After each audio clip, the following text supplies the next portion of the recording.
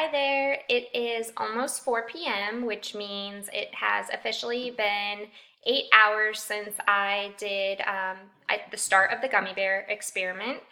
This morning I put one gummy bear into a glass of tap water, and then I put the other gummy bear into a glass of salt water.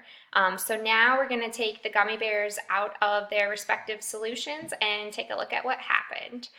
Just before we do this, I think, from just thinking about how this experiment should go, that the tap water gummy bear should be bigger than it initially was, and the saltwater gummy bear should be smaller than it initially was. And I'll talk about a little bit why that should be the case later. But let's take out the gummy bears.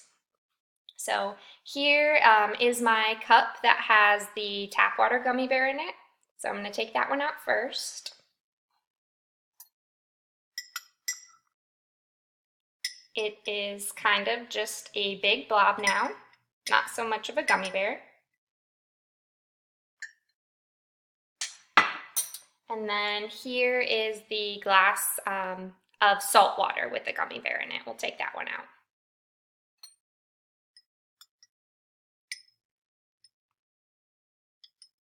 Okay, so this gummy bear has changed in size as well, but it's actually gotten a little bit smaller than it initially was.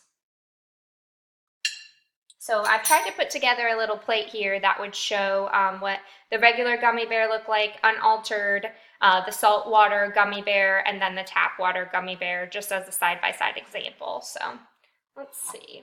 Not sure how well this will go, but try to move this a little bit. So as you can see, here is the normal gummy bear right here at the top. Here in the middle we have the tap water gummy bear, which is just kind of a swollen blob now.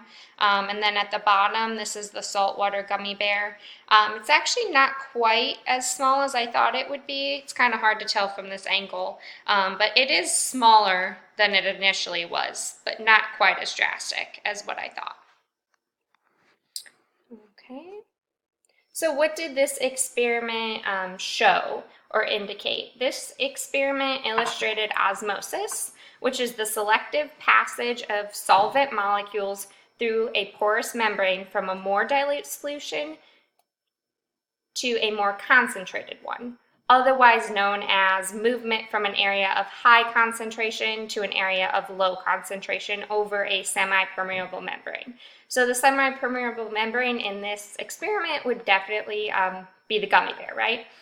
So there are three different types of osmosis. There's isotonic, hypertonic, and hypotonic.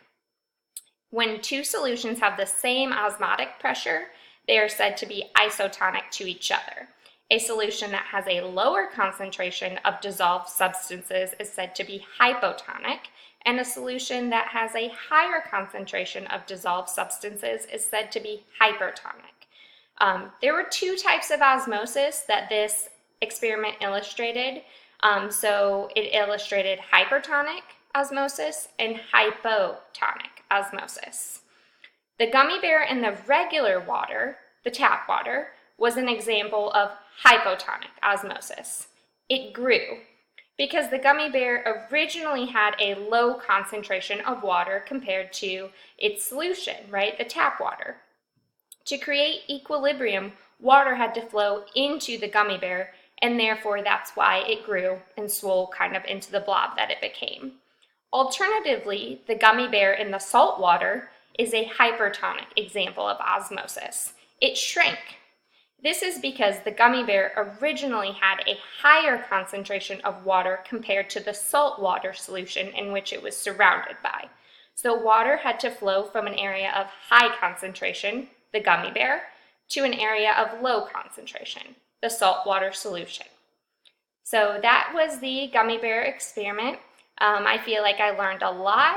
If I had to kind of guess why maybe the saltwater gummy bear wasn't quite as small as I anticipated, that might have been because I just did not saturate the water enough with salt. I thought I put enough salt in it, mixed it really well until all the salt dissolved, but maybe I could have put a little bit more in, and maybe that would have made the gummy bear a little bit smaller. So I'm looking forward to next week's experiment. Thank you so much.